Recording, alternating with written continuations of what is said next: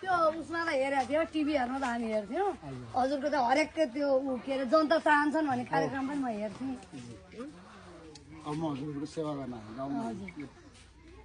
त्यही अरूहरूले मासु भातमा बिकायो हजुरले चाहिँ सफा गर्नुभयो के अनि मलाई पनि अहिले म त्यो चाहिँ खुसी लाग्यो क्या सुन्दाखेरि